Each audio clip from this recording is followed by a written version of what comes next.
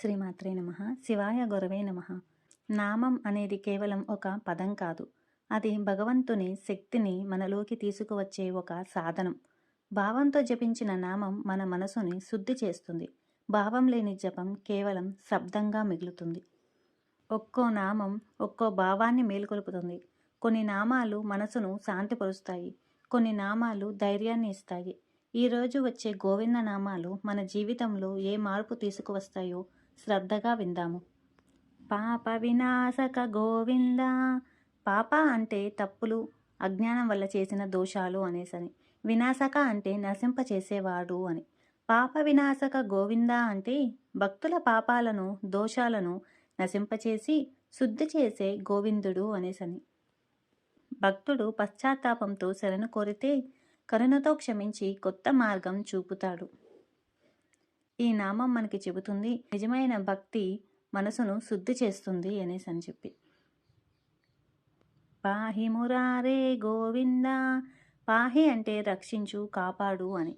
మురారి అంటే ముర అనే అసురుణ్ణి సంహరించిన వాడు శ్రీకృష్ణుడు. పాహి మురారే గోవింద అంటే మురాసురుణ్ణి సంహరించిన శక్తిమంతుడైన గోవింద నన్ను రక్షించు అనే శరణాగతి ప్రార్థనలాగా.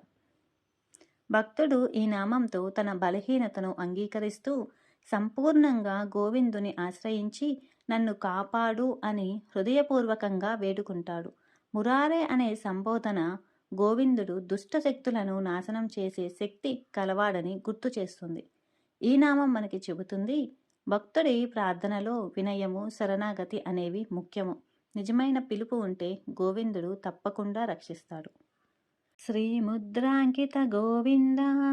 శ్రీ అంటే లక్ష్మీదేవి, ముద్ర అంటే చిహ్నము, ఒక గుర్తు అని.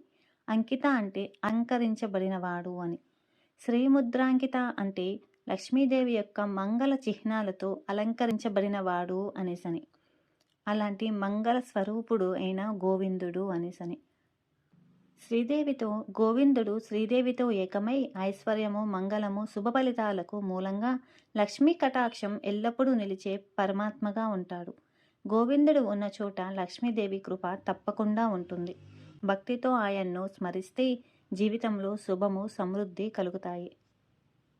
శ్రీవత్సాంకిత గోవింద.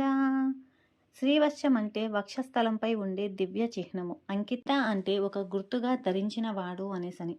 శ్రీవత్సాంకిత గోవింద అంటే వక్షస్థలంపై శ్రీవత్స చిహ్నాన్ని ధరించిన వాడు అనేసని. అంటే శ్రీమన్నారాయణుడు.